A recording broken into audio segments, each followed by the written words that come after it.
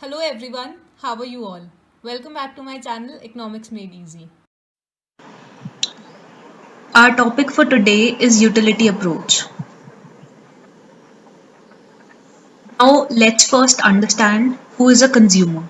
Since utility approach would be understanding the consumer, understanding why is the consumer buying something, or how much satisfaction is the consumer getting from buying a particular good.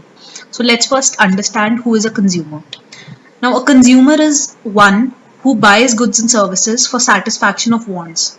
So, you are a consumer. Suppose you're thirsty and you're buying water. So, you're a consumer because you have a want that you want to quench your thirst.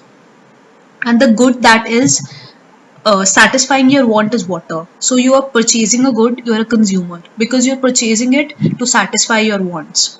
Now, your objective is, since you're spending money on a particular good, so your objective is to maximize your satisfaction. The objective is always to maximize one's satisfaction because you're spending your hard earned money and you want that the return that you get is always the maximum. So it's always, economics, it's important to understand how much a consumer would buy. So this is something that helps companies to know what kind of demand they would face in future. So for that, it's important to understand how much of a commodity would a customer buy or he wants to buy. So the two approaches that could actually help us out in solving this issue are utility approach and indifference curve approach. These are two approaches that we'll study, and today we'll start with utility approach, and in our later videos we'll go towards understanding indifference curve approach. So under utility approach, some of the concepts some of the concepts that we'll study under utility approach are: first is what is utility, that's important to understand. Second is total utility. Third is marginal utility, and the last one is relationship between total and marginal utility.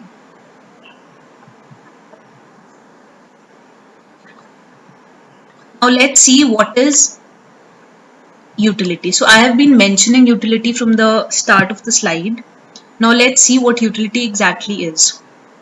So the definition of utility is very simple. The one thing that you have to keep in mind is that it's realized satisfaction for the consumer or to a consumer, right? So realized is important over here. So utility means realized satisfaction to a consumer when he is willing to spend money on a stock of commodity which has the capacity to satisfy his want. Now, of course, if you're spending on a commodity, you know that that commodity has that capacity or the ability to satisfy your want. That's why you're spending on that commodity. So the satisfaction that you're getting from that commodity by spending on that commodity is your utility. Now that satisfaction of yours is realized. Let's understand the difference between realized and expected satisfaction. So of course they're different. Expected satisfaction is different from realized satisfaction. Realized satisfaction takes place only after the commodity has been consumed. So you've actually purchased the commodity and you've consumed it. The satisfaction you derive after consuming that commodity is realized satisfaction. So utility focuses on your realized satisfaction and not expected satisfaction. Expected satisfaction takes place when the commodity has not been brought but the customer is willing to buy it. So a customer has certain expectations from the commodity, that the commodity would help in satisfying his wants. So that's expected satisfaction. When the commodity has not been brought but the consumer is willing to spend on that commodity. Now there are different views that occur in the utility model. The one is from Benham. He said that utility is measured in utils. There are two different views. Benham says that utility is measured in utils, and the another one is from Marshall. He says that utility is measured in money. So we measure utility both in utils and money. So these are the two that have different views. Next is total utility. So total utility would be the sum of all the utilities that you've derived from the consumption of a particular amount of a commodity or a certain amount of a commodity. It's the sum when you total all the utilities. Like suppose if you've purchased water to quench your thirst, so the first bottle of water would definitely give you more satisfaction as compared to the second bottle of water. For suppose the first bottle of water gives you 10 units of satisfaction, utils of satisfaction. The second bottle of water gives you 8 utils of satisfaction. The third would give you 7 utils. So if we calculate all of that, 10 plus 8 plus 7, that gives us the total utility. Certain amount of a commodity. So you've purchased 3 bottles of water. You've purchased 3 bottles of water, and your total utility derived from 3 bottles would be 10 plus 8 plus 7. So that would be the total utility when you're summing up all the different utilities that you've derived. So we can actually calculate total utility with the help of a formula where the formula is total utility of n commodities. We've actually just assumed that there are n commodities. We haven't n could be anything. N could be 2, n could be 3. Of course, it has to be more than 1. So n could be 2, n could be 3, it could be 4, 5.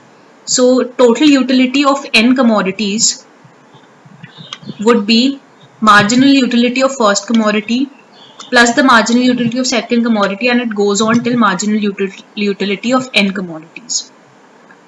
We'll see what is marginal utility in the next slide. So marginal utility is the addition made to the total utility as consumption is increased by 1 more unit. So marginal means addition by 1 more unit. We will study many terms in our future lectures that will include the word marginal.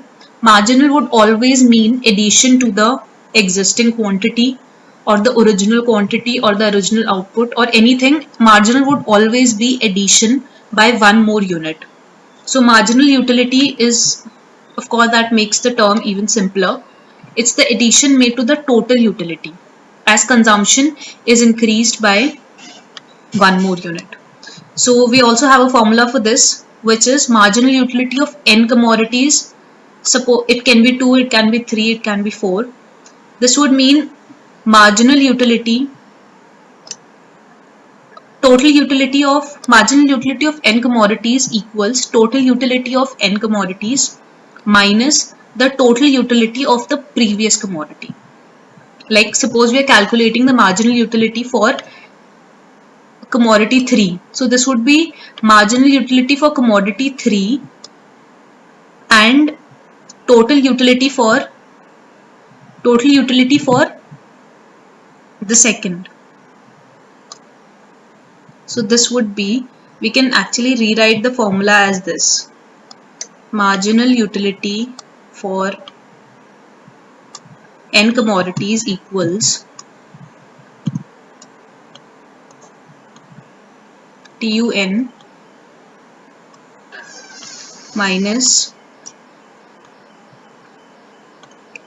TU, and in the subscript we can write n minus 1. So this is the formula we can use for calculating marginal utility. This is marginal utility of the same unit n, suppose 3, total utility of the same unit, suppose 3, total utility for third bottle of water, minus the total utility of n minus 1, that is the second bottle of water. The other formula is marginal utility equals change in total utility divided by change in the quantity. So these are the two formulas that we can use to calculate marginal utility. Now the last topic would be relationship between total utility and marginal utility. First, we'll understand this with the help of a numerical. So on the left, I've given a table on the left. The first column is quantity of the commodity. It's 0, then you purchase one bottle of water, then you purchase a second bottle of water, then you purchase a third bottle of water. So that ways it goes on till 9. Total utility is the utility that you derive from that, and marginal utility, the additional utility when you are actually consuming one more unit of water, right?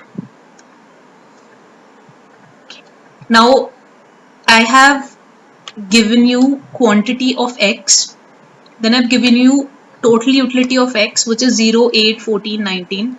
On the basis of this, I've calculated marginal utility. Like in the previous slide, we saw that marginal utility is TUN minus TUN minus 1. So total utility of the present quantity minus total utility of the previous quantity. So this, it's 8 minus 0, which is 8, right? Now 14 minus 8, we go this way, it's 6. Then we go 19 minus 14, it's 5.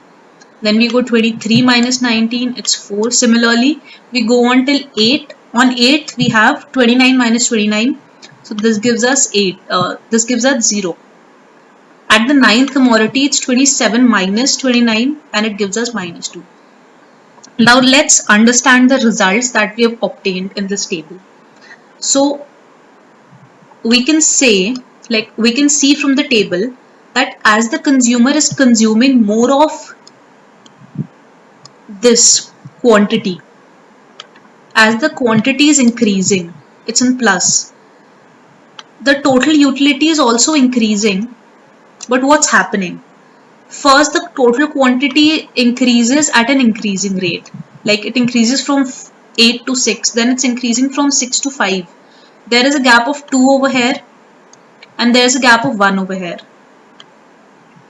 right? So it first increases at an increasing rate.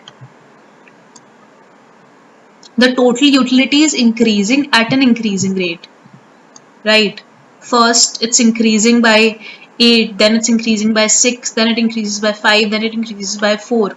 So the total utility first starts increasing at a very higher rate and later on goes on to increasing at a very smaller rate with just a difference of 1 or 1. It can be 1.5 in some cases also.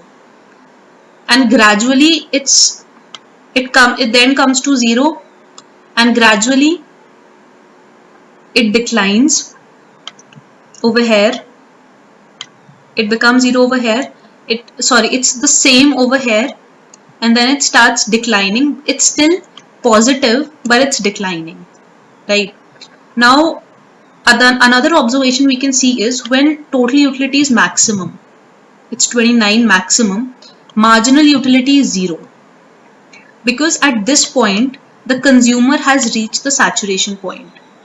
That is, even if you're giving that bottle of water to the consumer for free, you're not asking for money, he won't take it because he has satisfied his want, unless and until he does not want to stock it with him. He had satisfied his want. That bottle of water does not hold any importance for him because the thirst that he had has been quenched and he has reached the saturation point.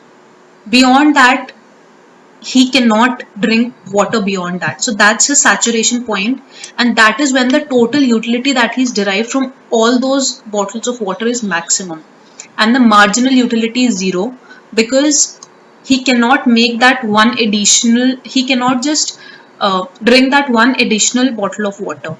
He just cannot, because he has been full and at no cost will he take that additional bottle of water because he has satisfied his want entirely. Now the third point would be when total utility starts falling. When it goes from 29 to 27, the marginal utility becomes negative, sorry. It becomes negative when total utility starts falling. This becomes negative because he just cannot consume any more of that. The customer cannot consume any more of that good now. The last point would be, if a consumer is rational, he'll stop at 8 because that's when his total utility is maximum. And if he goes beyond that, his total utility will start falling, and the good will thus give him disutility. Will start giving him disutility and not utility. So a rational consumer would stop at point number 8, or the quantity of at 8, or at the 8th bottle of water. Now let's understand the same thing with the help of a